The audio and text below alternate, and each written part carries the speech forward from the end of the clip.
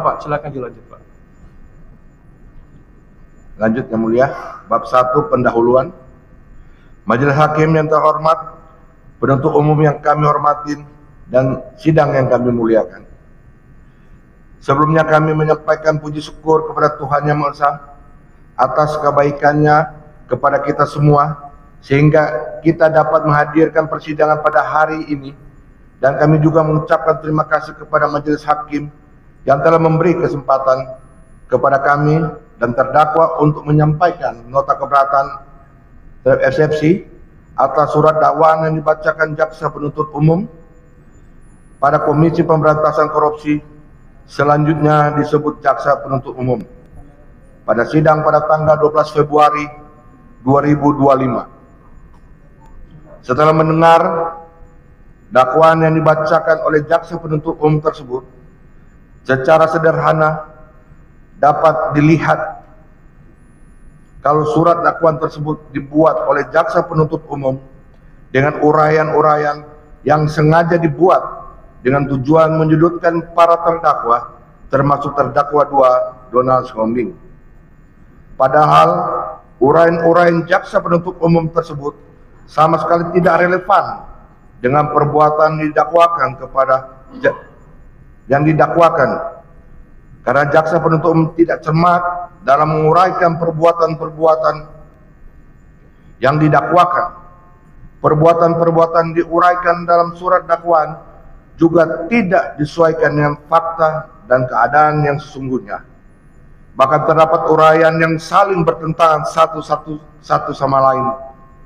Bahwa setelah membaca, mencermati, serta menganalisa surat dakwaan penuntut umum Komisi Pemberantasan Korupsi nomor 09-TU-01-04-02-2025 tanggal 5 Februari 2025 yang diajukan dalam perkara ini, kami tim penasihat hukum terdakwa 2 Donald Sohombing berpendapat bahwa perbuatan yang dituduhkan terhadap diri terdakwa 2 Donald Sohombing adalah ranah hukum perdata dengan cara murni hubungan business to business atau B2B, yaitu perjanjian jual beli putus dan bukan merupakan ranah hukum pidana atau korupsi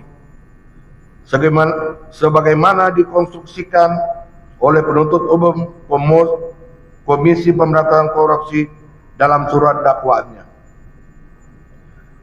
Bahwa oleh karena terhadap surat dakwaan tersebut, kami selaku penasihat hukum atas nama terdakwa 2 Donald Sohombing mempunyai pendapat ataupun pandangan yang berbeda dengan pandangan jaksa penuntut umum dalam surat dakwaannya, khususnya mengenai pemahaman konstruksi permasalahan yang terjadi yang selanjutnya menyebabkan terjadinya error in persona dalam dugaan perkara tidak pidana korupsi sebagaimana diuraikan oleh jaksa penuntut umum di dalam surat dakwaannya.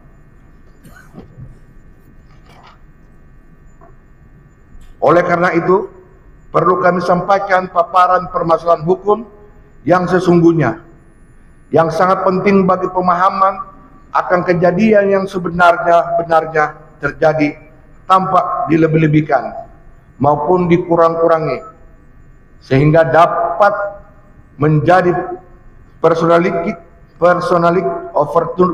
overtugging atau keyakinan pribadi dari majelis hakim yang mulia dalam memutuskan perkara dengan seadil-adilnya berdasarkan ketuhanan Yang Maha Esa. Bahwa apa yang akan kami sampaikan dalam nota keberatan ini merupakan upaya kami dalam mewujudkan kebenaran dengan harapan tidak ada pihak yang tersesat dalam mengikuti maupun mengamati proses persidangan dalam perkara ini dengan sesuatu yang meyakinkan bahwa majelis hakim yang mulia maupun dalam mampu dan berani untuk menyatakan suatu kebenaran itu sebagai suatu yang benar, tidak memihak, mandiri, hakiki, dan bersandarkan kepada keadilan berdasarkan ketuhanan yang Maha Esa. Pengajuan keberatan ini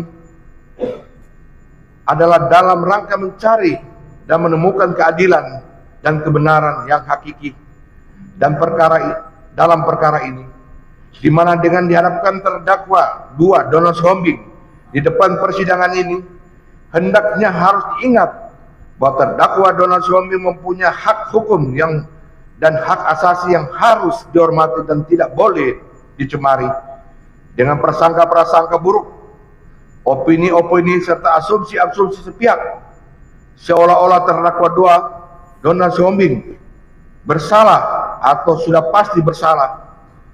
Begitu pula demi pemberantasan korupsi, penegak hukum tidak boleh bertindak sesuka hati dalam melakukan proses penyidikan sehingga menempatkan seorang menjadi tersangka tanpa didukung oleh alat-alat bukti yang kuat dan cukup. Penegak hukum tidak boleh berlindung di balik istilah demi pemberantasan korupsi, sehingga seolah-olah penegak hukum dibenarkan melakukan cara-cara apapun, bahkan yang tidak benar, dalam melakukan proses penyidikan terlebih dahulu, dalam menentukan atau menetapkan seorang menjadi tersangka. Kita semua mengetahui bahwa dalam hukum pidana kita semua mengenal suatu asas yang berlaku umum, yaitu asas praduga tak bersalah, presumption of innocence. Walaupun di berbagai kejadian asas tersebut mudah dikenakan, tetapi dalam prakteknya semudah itu pula dilanggar. Namun demikian, asas tersebut harus diterapkan dalam persidangan yang mulia ini, guna menghindari peradilan yang sesat. Majelis Hakim yang mulia, Saudara Jaksa Penuntut Umum, dan sidang yang kami hormati.